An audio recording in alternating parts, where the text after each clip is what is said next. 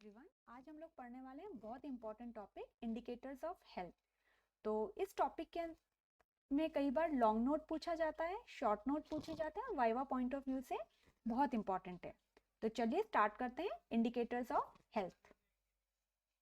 Health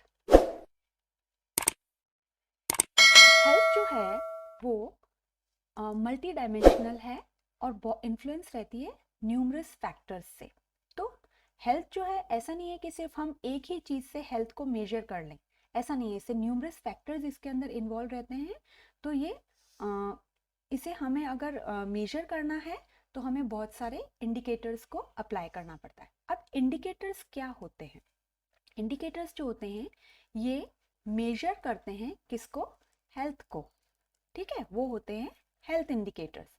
तो health indicators जो रहते हैं ये हेल्थ को मेजर करते हैं। तो किसी भी जगह की हेल्थ को अगर हमें मेजर करना है तो हम लोग हेल्थ इंडिकेटर्स को अप्लाई करते हैं। तो हेल्थ इंडिकेटर्स के क्राइटेरिया क्या होने चाहिए? वो वैलिड होना चाहिए, वो रिलायबल होने चाहिए, वो सेंसिटिव होना चाहिए, वो स्पेसिफिक होने चाहिए। वैलिड मतलब पर्टिकुलर टॉपिक जो हम ले रहे हैं और जिसके लिए हम लोग हेल्थ इंडिकेटर्स का रिजल्ट दे रहे हैं तो बिल्कुल मतलब सही तरीके से वो हमें रिजल्ट देना चाहिए, उस पर हम ट्रस्ट करना चाहिए, ट्रस्ट वर्दी होना चाहिए।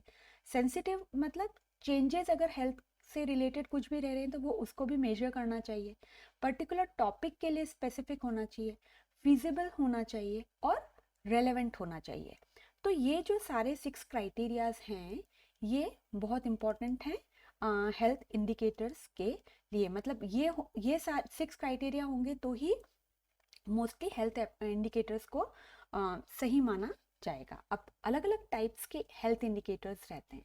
ठीक है, तो सबसे पहला है mortality indicator, morbidity indicator, disability indicator, nutritional status indicator, health care delivery indicator, utilisation rate indicator, indicators of social and mental health, environmental indicator, socio economic indicator, health policy indicator and indicator of quality of life and other indicators.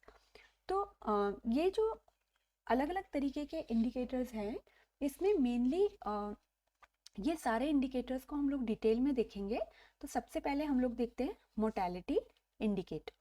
तो mortality word जहाँ पे भी आता है तो आपको ये understand करना है कि ये रिलेटेड रहेगा डेथ से।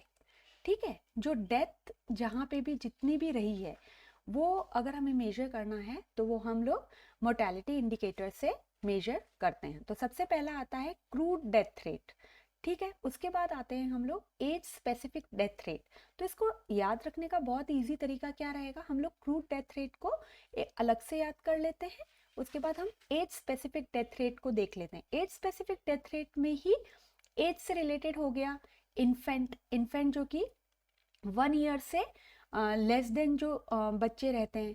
ठीक है, उसके बाद आ जाते हैं हम under 5 proportionate mortality rate, then adult mortality rate and child में हम लोग 1 to 4 ले लेते हैं। ठीक है, और अंडर 5 फिर ये जो दोनों ही इन्फेंट और इनको ले लिया, फिर हमने एडल्ट को ले लिया, फिर हमने मैटरनल मोर्टेलिटी को ले लिया, फिर years of potential life lost हो गया, then disease specific mortality rate हो गया, then proportional mortality rate and case fatality rate. तो ये तीनों जो टॉपिक है इनको हम एक साथ ले लेते हैं। उसके बाद अगर हम लोग देखते हैं कि अगला टॉपिक हो गया एक्सपेक्टेशन ऑफ लाइफ, कि कितनी लाइफ की उनकी एक्सपेक्टेंसी है कि वो लिव करेंगे। तो सबसे पहले हम लोग देखते हैं इसमें क्रूड डेथ रेट। तो क्रूड डेथ रेट को बहुत ही इजी वे में हम लोग अंडरस्टैंड करते हैं। इसका एक फॉर्मूला रहता है total death upon mid year population, total death upon mid year population into 1000। तो इसमें डेथ रेट में क्या रहता है? अगर डिक्रीज है तो ये गुड टूल देता है हमें ओवरऑल हेल्थ को इम्प्रूव करने का। ठीक है, अगर क्रूड डेथ रेट हमारा कम हो गया है तो मतलब कि हमारी जो ओवरऑल हेल्थ है पॉपुलेशन की वो इंक्रीज हो गई है। तो ये चीज़ है हमारी क्रूड डेथ रेट के लिए फॉर्मूला, जो बहुत इंपॉर्टेंट है, कई बार वाइवा में पूछा जाता है। तो आप हमेशा ध्यान रखिए कि जो चीज़ हम न्यूमरेटर में देते हैं वो ही हमको कैलकुलेट करनी होती है, न्यूमरेटर अपॉन डिनोमिनेटर। ठीक है, न्यूमरेटर अपॉन डिनोमिनेटर उसको हम लोग मल्टीप्लाई करेंगे 1000 से। उसके बाद नेक्स्ट हम लोग देते हैं क्रूड डेथ रेट के बाद में अब हम लोग एज रिलेटेड सारी टॉपिक्स ले लेते हैं। तो एज स्पेसिफिक डेथ रेट, तो अब देखिए सेम वही क्रूड डेथ रेट का जो हमारा था उसमें हमने टोटल डेथ लिया था और अपॉन हमने मिड ईयर पॉपुलेशन लिया है, ठीक है, मिड ईयर पॉपुलेशन इनटू 1000। अब यहाँ पे एज स्पेसिफिक, तो जो हमें निकालना है वही हम न्यूमरेटर में रखते हैं। तो देखिए एज स्पेसिफिक है तो हमने यहाँ पे टोटल डेथ लिख दिया upon specific age group, same mid year population same age group multiplied by 1000। अगर आप ऐसे याद रखेंगे तो आप नहीं भूलेंगे इस फॉर्मूला को, ना आप कंफ्यूज होंगे। उसके बाद आप देखिए एज से ही रिलेटेड हमने ले लिया इन्फेंट।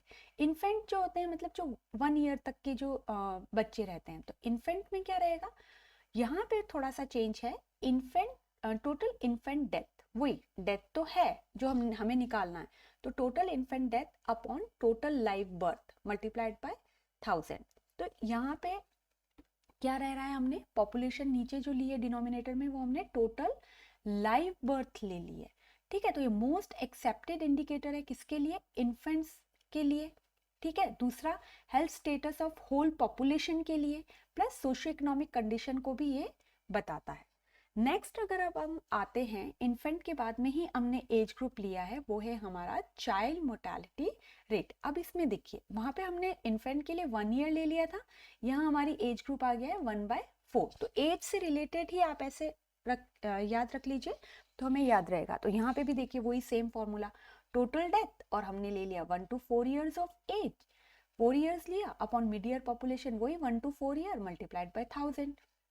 अब ये जो चाइल्ड मोर्टेलिटी रेट है ये insufficient nutrition, low coverage of immunisation उनसे रिलेटेड हो गया है, एज में ही हमने ये देख लिया। इसके बाद हम देखते हैं अंडर 5 प्रोपोर्शनेट। आप देखिए जहां भी प्रोपोर्शन आता है इट मीन्स वो होता है 100 में से हम मतलब 100% में से हम निकालते हैं, और ये चीज हमेशा परसेंटेज में रहेगी। तो ये अंडर 5 प्रोपोर्शनेट मोर्टेलिटी रेट में हम क्या देखते हैं, प्रोपोर्शन ऑफ टोटल डेथ, जो टोटल डेथ है उसका प्रोपोर्शन, ठीक है, मतलब उसमें से हमने लिया अंडर 5 एज ग्रुप, ठीक है। तो ये अंडर 5 प्रोपोर्शनल मोर्टेलिटी रेट हो गया, और ये कवर किसको कर रहा है, इन्फेंट और चाइल्ड मोर्टेलिटी दोनों को ही कवर कर रहा है। प्रोपोर्शन में मतलब जो अंडर 5 का 100 मतलब परसेंटेज 100% जितना रहेगा उस 100% में हम लोग ये लेते हैं। उसके बाद आते हैं अब हम मैटरनल मोर्टेलिटी रेट। तो ये सारे एज रिलेटेड हो गए, फिर हम लोगों ने इसी के अंदर ले लिया maternal mortality rate. Maternal death जो है वो मैटरनल डेथ है among women of reproductive age group, maternal death upon reproductive women की जो रिप्रोडक्टिव एज ग्रुप की जो वुमेन है उनमें कितनी डेथ हो रही है उससे रिलेटेड। तो ये सारे हमने क्रूड डेथ रेट के साथ में हमने एज स्पेसिफिक ले लिए सारे। अब जो 3 इंडिकेटर्स हैं हमारे, वो 3 इंडिकेटर्स के अंदर हम लोग ले रहे हैं। इसमें अब हम आते हैं disease specific mortality rate, proportional mortality rate and case fatality rate. अब डिजीज स्पेसिफिक मोर्टेलिटी रेट के अंदर क्या रहता है, इसमें वही सेम चीज हमारा जो हमारा क्रूड डेथ रेट का जो फॉर्मूला था अपॉन टोटल डेथ था हमारा, ठीक है, टोटल डेथ थी हमारी प्लस मिड ईयर पॉपुलेशन था, मिड ईयर पॉपुलेशन है इन मल्टीप्लाइड बाय 1000 है, ठीक है। अब यहाँ पे डेथ हमने लिए पर्टिकुलर स्पेसिफिक डिजीज की वजह से, ठीक है, upon mid year population into 1000, same formula. अब आप देखिए कि ये जो हम तीनों देख रहे हैं इसके अंदर तीनों में ही न्यूमरेटर सेम है, ठीक है, सिर्फ हमने चेंजेस डिनोमिनेटर में देख रहे हैं। तो सबसे पहले ऊपर वाले में हमने डिजीज स्पेसिफिक वही जो न्यूमरेटर में हम लिखते हैं जो हमें निकालना होता है, तो स्पेसिफिक डिजीज की वजह से जो डेथ हुई। अब प्रोपोर्शनल मोर्टेलिटी रेट जो होता है ये हमारा बर्डन ऑफ डिजीज को पता लगाता है कि भाई कितना डिजीज का बर्डन है। तो डेथ हो रही है from specific disease upon mid year population में, यहाँ हम टोटल डेथ में से निकालते हैं, है ना। प्रोपोर्शनल मोर्टेलिटी रेट का आप ध्यान रखिए कि कई बार ये हमें पूछा जाता है कि भाई इसमें हम लोग प्रोपोर्शनल मोर्टेलिटी रेट में, क्योंकि इतने सारे इंडिकेटर्स जब पूछे जाते हैं तो हम फॉर्मूला में कंफ्यूज हो जाते हैं। तो कंफ्यूज नहीं होना, हमें 2-3 बार इसको रिविजन देकर अच्छे से याद रखना है कि यहाँ पे हम लोगों को टोटल डेथ में से लेना है, बाकी तीनों के न्यूमरेटर सेम है, ठीक है। फिर आते हैं अब हम लोग केस फैटेलिटी रेट। देखिए ये case fatality rate short note और वाइवा में तो कंफर्म पूछा ही जाता है, बहुत इंपॉर्टेंट है। एक्चुअल में ये रेट लिखा हुआ है बट ये रेट नहीं है, ये है प्रोपोर्शन। प्रोपोर्शन हमने देखा जहाँ पे भी होता है यहाँ पे हम 100 से करते हैं, तो देखिए यहाँ पे ये हमने मल्टीप्लाइड इसमें 100 से किया, और ये रेट नहीं है, ये प्रोपोर्शन है, हमेशा याद रखिए। अब यहाँ पे देखिए हमारा न्यूमरेटर तो सेम था ऊपर के दोनों फॉर्मूला से, total number of death due to specific disease, ठीक है, upon total number of cases आया है उस स्पेसिफिक डिजीज की वजह से, ठीक है। यहाँ देखिए हमने मिड ईयर पॉपुलेशन लिया, यहाँ हमने टोटल डेथ लिया, लेकिन यहाँ पे हमारा केस फैटेलिटी के अंदर टोटल नंबर ऑफ केसेस कितने आ रहे हैं स्पेसिफिक डिजीज की वजह से, और फिर हमने मल्टीप्लाई किया 100 से। तो अब देखिए कोविड के अंदर जब भी किसी टॉपिक को देखा गया था तो वो केस फैटेलिटी रेट को ही निकाल रहा था, कैसे, वो किलिंग पावर बता रहा था उस डिजीज का, मतलब कितने टोटल केसेस में से कितने लोग मारे गए, उसी से तो वो लोग निकाल रहे थे ना कि भाई इतने लोगों की डेथ हुई इतने केसेस के अंदर से। और ये उस ऑर्गेनिज्म का विरुलेंस बताता है, विरुलेंस मतलब कितना तेज है, कितना स्पेसिफिक है वो उस पर्टिकुलर डिजीज को बढ़ाने के लिए, ठीक है। और हमेशा याद रखिए ये प्रोपोर्शन है तो ये परसेंटेज के अंदर बताया जाएगा, ठीक है।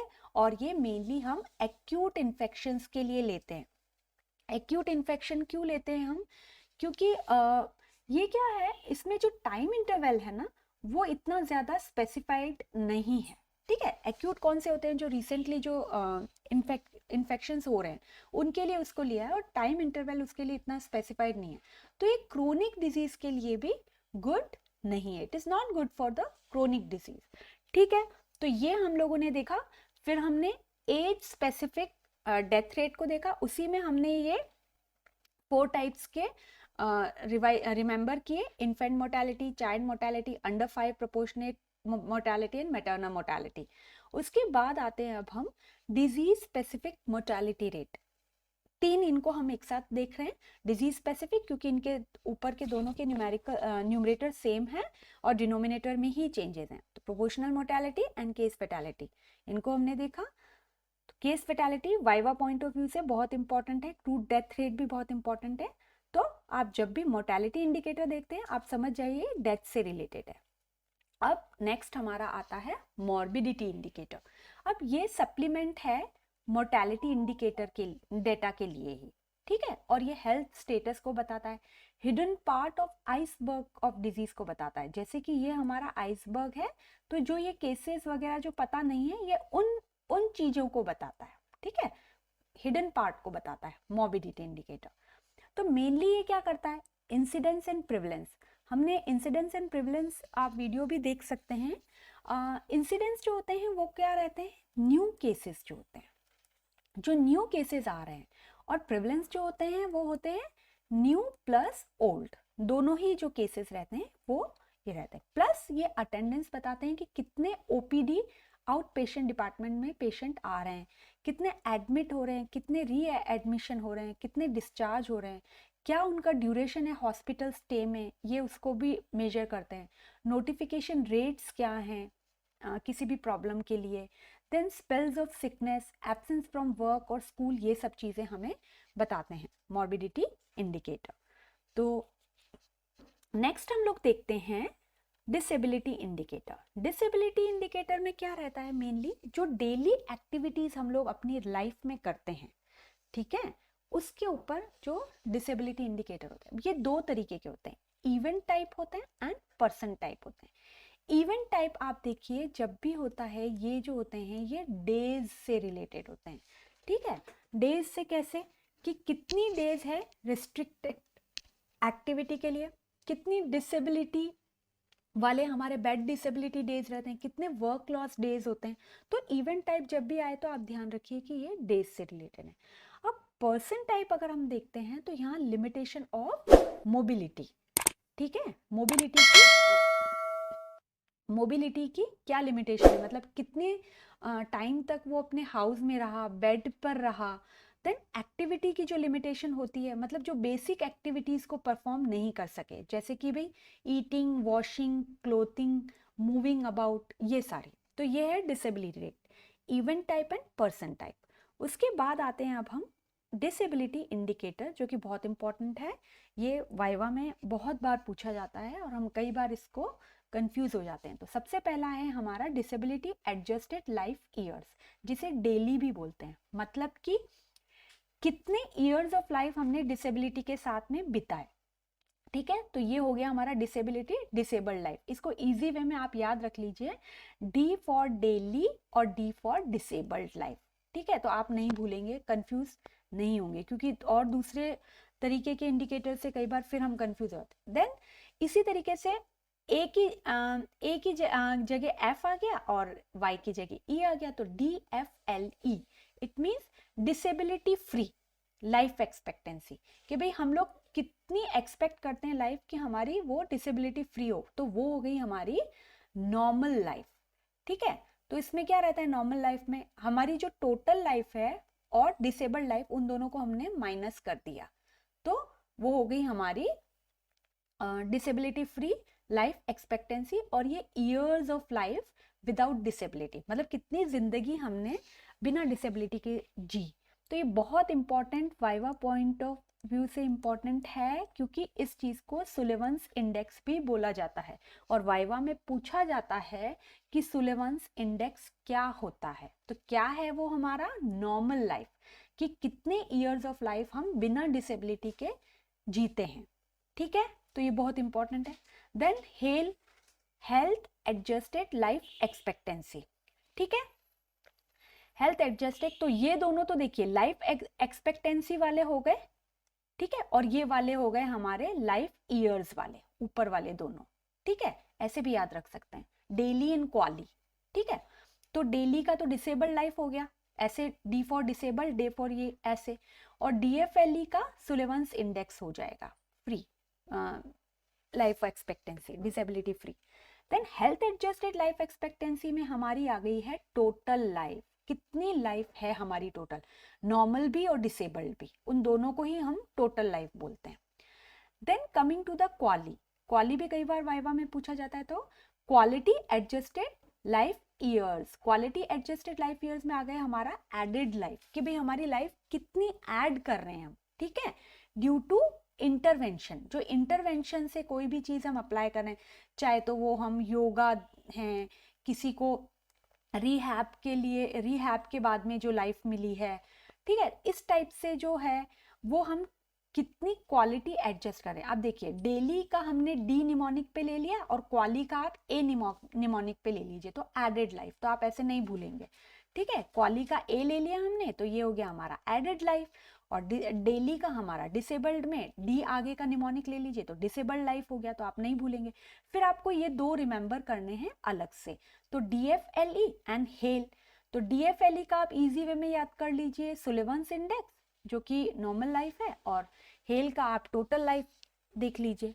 तो ये हमारे कभी भी कोई डिसेबिलिटी एक्टिविटीज पूछे तो पर्सन टाइप और इवेंट टाइप बताएंगे, और इंडिकेटर्स पूछे तो आप डेली, डीएफएलई, हेल एंड क्वाली बताएंगे।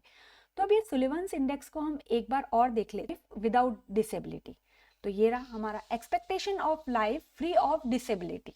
ठीक है, तो सुलेवंस इंडेक्स में क्या है, life expectancy minus probable duration of bed disability and inabilities to perform major activities.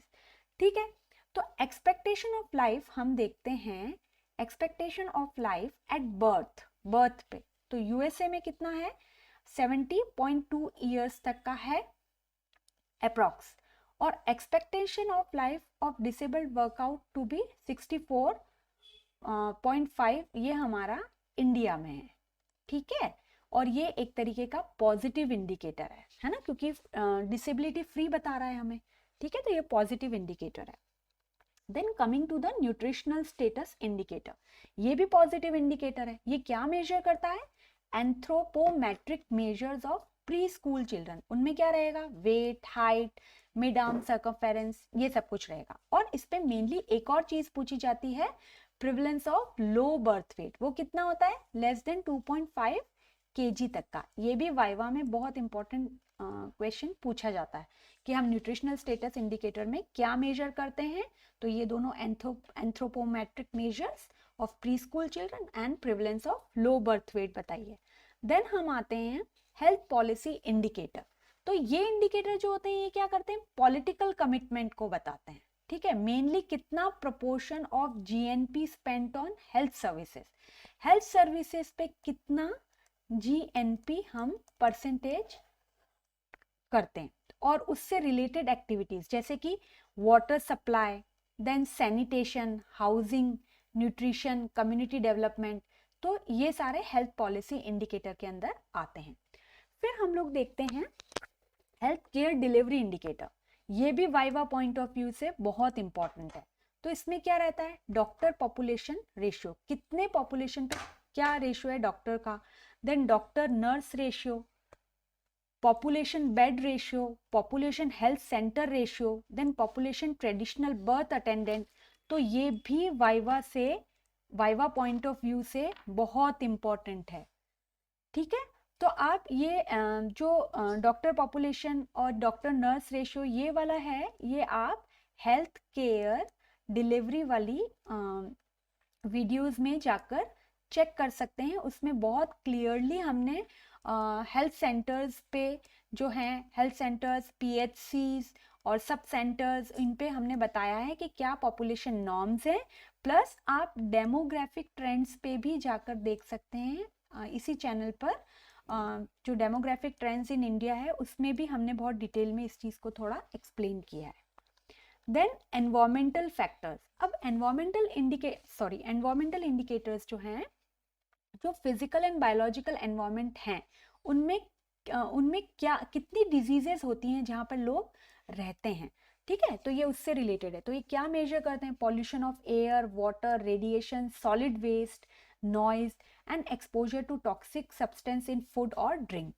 तो among these the most useful indicator जो है वो क्या मेजर करता है, proportion of population having access to safe water and sanitation facilities. तो ये दो चीजों को वो मेनली मेजर करता है। ये सारे तो मेजर करते हैं, पर ये जो दो हैं वो बहुत ज्यादा इंपॉर्टेंट हैं।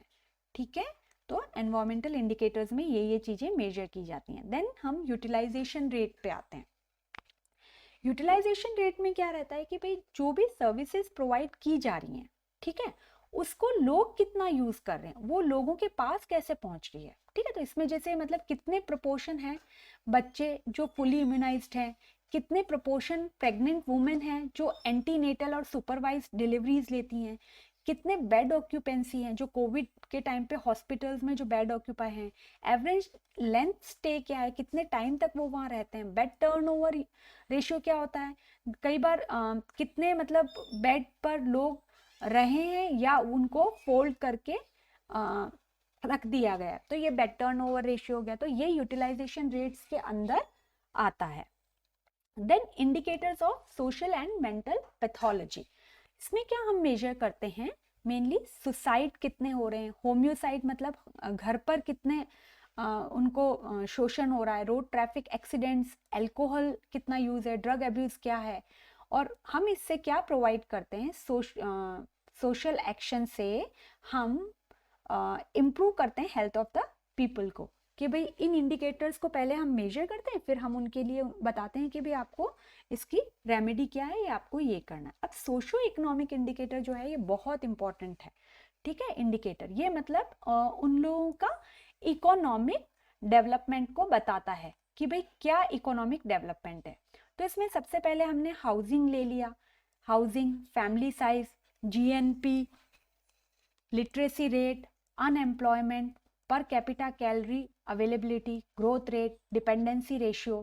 तो इसमें क्या हुआ, हम ऐसे याद रख लीजिए, एक घर है, उस मतलब हाउसिंग का ले लिया, उसमें जो है फैमिली साइज पर 3 लोग रहते हैं, उनकी फर्स्ट वाले की पर कैपिटा इनकम 0, सेकेंड की भी 0 और थर्ड वाले की 1 पर कैपिटा इनकम है। ठीक है, इनमें से ये दोनों की लिटरेसी रेट नहीं है, मतलब ये अनएम्प्लॉय लिटरेसी रेट नहीं है, सिर्फ यही पढ़ा हुआ है, तो ये नहीं है, तो ये दोनों हो गए अनएम्प्लॉयड। ठीक है, अनएम्प्लॉयड हो गए। अब लेकिन इनको अनएम्प्लॉयमेंट होने के बाद भी ये सिर्फ एक ही इंसान यहाँ पे है, तो इनको पर कैपिटा कैलोरी ज़्यादा नहीं मिल पा रही है, ठीक है। उसकी वजह से क्या हुआ है, ग्रोथ रेट जो है, ग्रोथ रेट भी है बहुत कम हो गई है। तो ग्रोथ रेट कम होने से ये लोग क्या हो गए, डिपेंडेंट हो गए।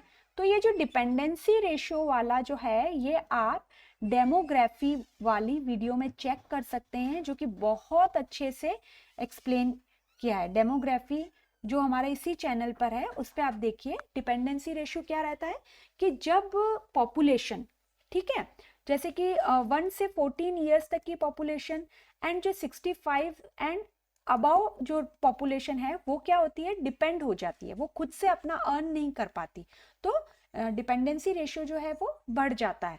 तो ये चीज़ जो है वो इकोनॉमिक के लिए ठीक नहीं है। अगर सभी लोग अर्न करेंगे तो हम उस चीज़ को ज़्यादा अच्छे से डेवलप कर पाएंगे। तो ये सोशो इकोनॉमिक इंडिकेटर्स जो है वो हम लोग इस तरीके से याद रख सकते हैं। तो आप डेमोग्राफी वाली वीडियो में देख लीजिएगा, डिपेंडेंसी रेशियो बहुत डिटेल में एक्सप्लेन है, तो आप उससे अंडरस्टैंड कर पाएंगे। देन लास्ट इंडिकेटर हमारा रहता है indicators of quality of life. Quality of life को हम डिफाइन नहीं कर सकते हैं, ठीक है।